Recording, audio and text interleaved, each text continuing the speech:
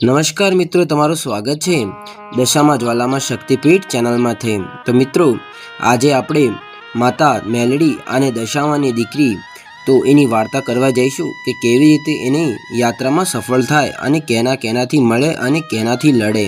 તમે પહેલો ભાગ જોયો હોય તો તમને આ વિડીયો સમજમાં આવશે, અગર ના જોયો હોય તો તમને સમજણ ના પડે। તો મિત્રો, પહેલો ભાગ જોઈ લેજો, ચેનલમાં ઉપલબ્ધ છે। તો આપણે તમને આ વિડીયો ગમે તો વિડીયોને લાઇક અને ચેનલને સબસ્ક્રાઇબ કરી દેજો અને બેલ આઇકન પર ક્લિક કરી નાખજો, જેનાથી આપણા વિડીયોનું નોટિફિકેશન તમારા માટે સૌથી પહેલે આવે। એક મોટું ઘનેરું જંગલ છે। દીવોની રોશનીમાં માં મેલડી અને અંબા એક પવિત્ર અગ્નિના સામે ઊભા છે। માતા મેલડી એક ગંભીર સ્વરમાં અંબાને કહે છે કે અંબા, તું હવે તારી બધી ચમત્કારી કાલી વિદ્યા અને દેવ વિદ્યામાં નિપુણ થઈ ગઈ છે। હવે તને આ બધી વિદ્યાથી બીજા લોકોની મદદ કરવાની અને સત્યનો સાથ આપવો પડશે।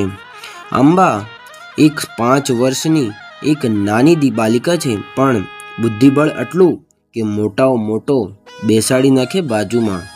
માતા મેલડી બોલ્યા, જા, હવે તને માર્ગમાં તારો એક માર્ગદર્શક મળશે। અંબા બોલ્યા કે માતા, કોણ મળશે મને અને ક્યાં મળશે?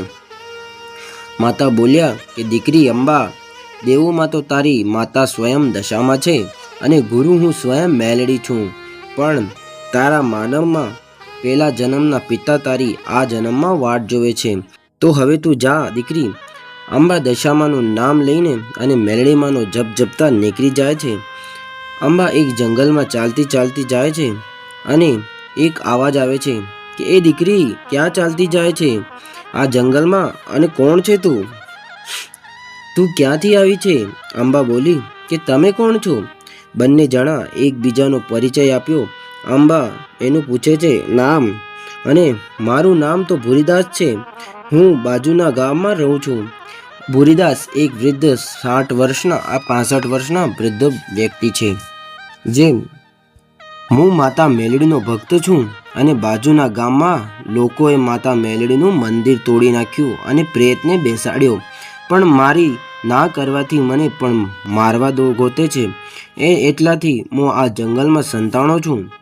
પણ દીકરી, તું કોણ છે અને તું તારું શું નામ છે?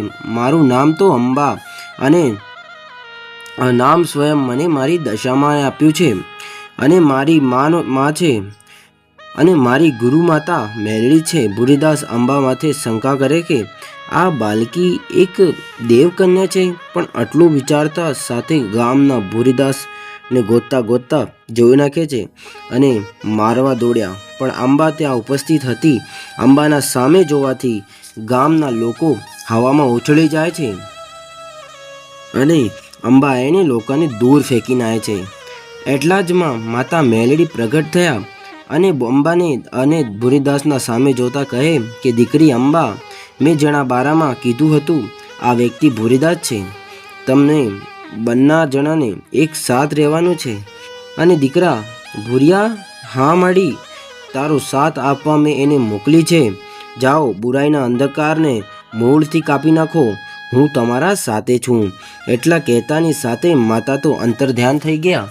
અંબા ભૂરીદાસને દાદા કહેવા લાગી, અને આટલું સાંભળતા ભૂરીદાસના આંખોમાં આંસુ આવી ગયા કે અને ભૂરીદાસ તો રાજી થઈ ગયા, અને બંને જણા માતાના તૂટેલા મંદિરના રસ્તે નીકળ્યા। ચાલતા ચાલતા ગામમાં પ્રવેશ કીધો, બધું ઉજાડ થઈ ગયું હતું, અને ચાલતા ચાલતા માતા મેલડીને તૂટા મંદિર પાસે જાય છે, અને મંદિરમાં સર્દ હવા આવી રહી છે મંદિરના પ્રાંગણથી, અને મંદિરના ફર્શ માથે રક્તના ધબ્બા પડેલા હતા। એક બિહામણી અવાજ આવે છે, અલ્યા ભૂરિયા, આવી ગયો, તને આ ખાવાથી હું વધારે શક્તિશાળી થઈ જાય, અને તું મારા સ્વાગતમાં આ તું નાની બાળકી પણ લાવ્યો છે, એને તો હું ચાવથી ખાઈશ। અંબા ક્રોધાયમાન થાય છે, તું મામૂલી પ્રેત મને અને મારા દાદાને મારીશ?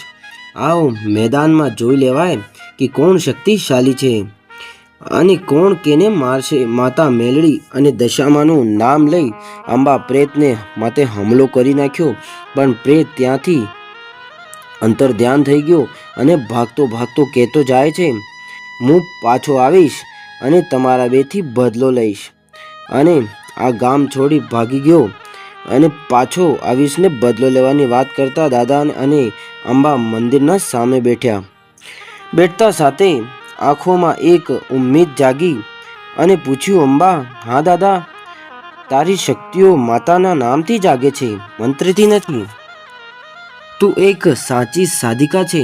અંબા કીધું કે દાદા, તમે વિચાર કરી પરેશાન ના થાઓ, માતાજીના નામનું રટણ કરો. આકાશમાં વીજળી ચમકે છે. બંને જણા ચાલવા માંડ્યા.